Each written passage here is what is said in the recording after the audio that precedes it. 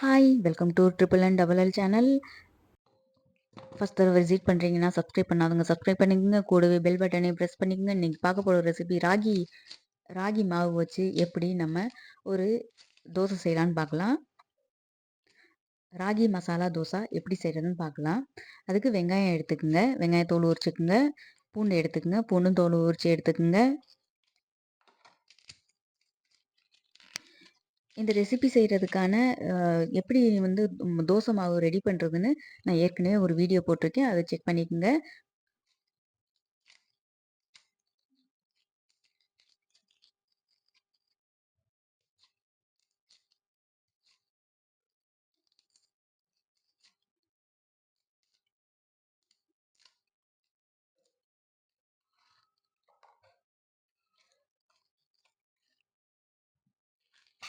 இஞ்சி தோல் சீவிக்குங்க.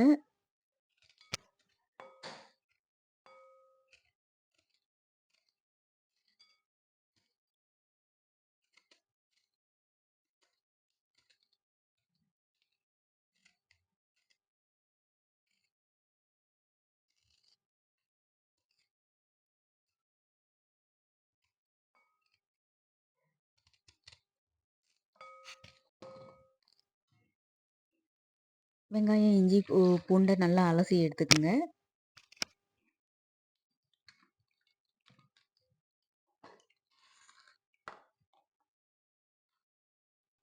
கொத்தமல்லி இலை எடுத்துக்கங்க. கொத்தமல்லியில் பழுத்தது, காம்பு, அழுங்குனது இது எல்லாத்தையும் எடுத்துட்டு நல்லா கழுவி எடுத்துக்கோங்க. ஒரு 2 தடவையாவது கழுவுங்க. வெங்காயத்தை ஸ்லைஸ் பண்ணுங்க. நல்லா தனித்தனியாக இருக்கணும். அந்த மாதிரி ஸ்லைஸ் பண்ணிக்கோங்க.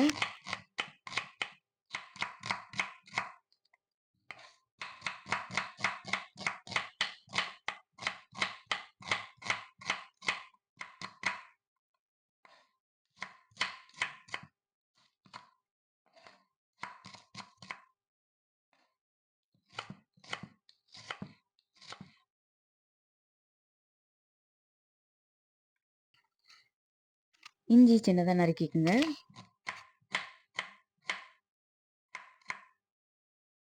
கொத்தமல்லி தலையை நல்லா சின்ன சின்னதாக குறுகி நறுக்கிக்குங்க.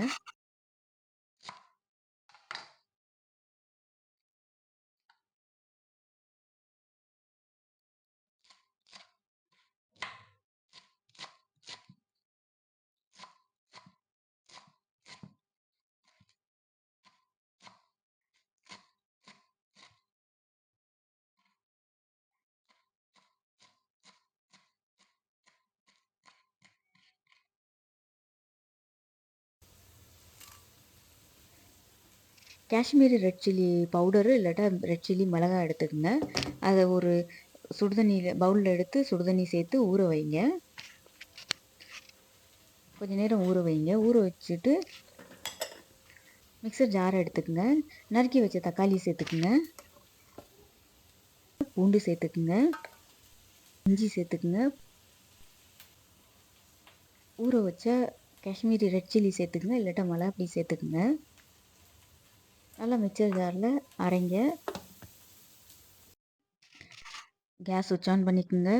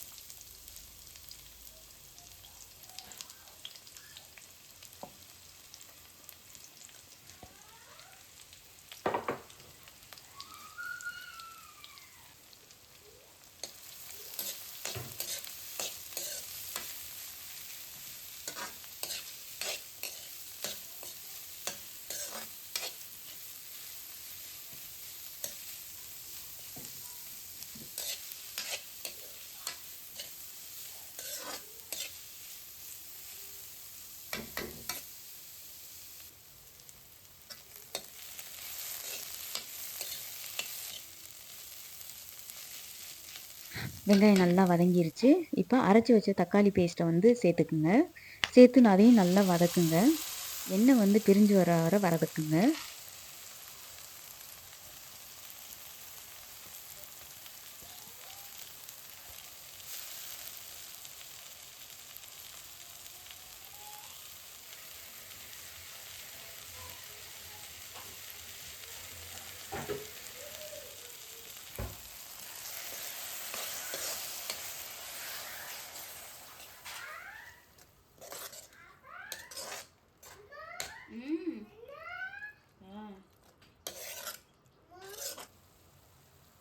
மஞ்சத்தூள் சேர்த்துக்குங்க.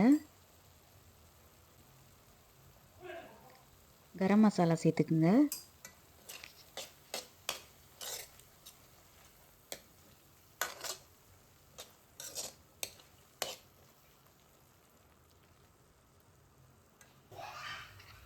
உப்பு சேர்த்துக்குங்க. மல்லித்தூள் சேர்த்துக்குங்க.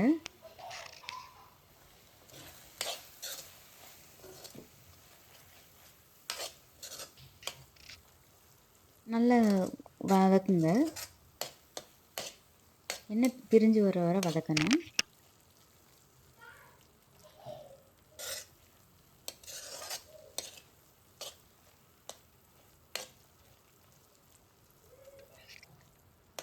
நல்லா திக்கானதும் கொத்தமல்லி இலையை சேர்த்துக்குங்க. கேஸ் ஆன் பண்ணுங்க. தோசைக்கல்லை வைங்க. ராகி தோசை மாவு எடுத்து தோசை செய்யுங்க. நான் வந்து இதில் நான்ஸ்டிக் தவா யூஸ் பண்ணியிருக்கேன். இரும்பு தவா இருக்கட்டும், உங்கள் வீட்டில் எந்த தவா வச்சுருக்கீங்களோ அந்த தவாவில் ட்ரை பண்ணுங்கள். நல்லா மெல்லிஸாக செய்யுங்க. அப்போ தான் நல்லா கிறிஸ்பியாக வரும். நல்லா ஒல்லியாக செய்யறது வந்து நல்லாயிருக்கும். மூடி வைங்க. மூடி போட்டு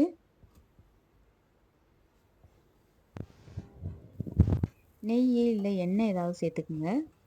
அப்போ தான் நல்லா கிறிஸ்பியாக வரும். இல்லை நீங்கள் வந்து டயபெட்டிஸ் ஏதாவது ஹெல்த் இஷ்யூ இருந்துச்சு, எண்ணெய் அதிகமாக சேர்க்கக்கூடாதுன்னா நீங்கள் வந்து எண்ணெய் எதுவுமே சேர்க்காம நான்ஸ்டிக்கில் செஞ்சு எடுத்துடலாம்.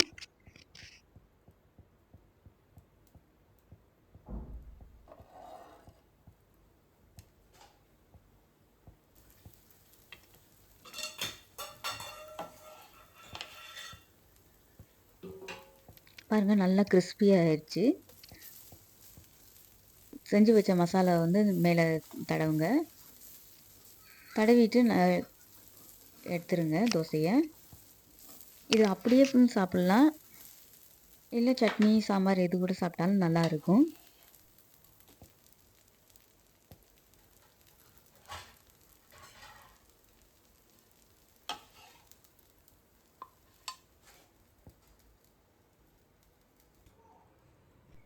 இந்த ரெசிபி செய்கிறதுக்கான இன்க்ரீடியன்ஸ் வந்து எண்ட் ஆஃப் த வீடியோவில் கொடுத்துருக்கேன். தமிழ்லையும் இங்கிலீஷ்லையும் கொடுத்துருக்கேன். செக் பண்ணிக்கோங்க. இந்த ரெசிபி பிடிச்சிருந்துச்சின்னா கண்டிப்பாக கமெண்ட் பண்ணுங்கள், லைக் பண்ணுங்கள், ஷேர் பண்ணுங்கள், சப்ஸ்கிரைப் பண்ணுங்கள். மீண்டும் ஒரு புதிய ரெசிபியோடு சந்திப்போம். பாய்.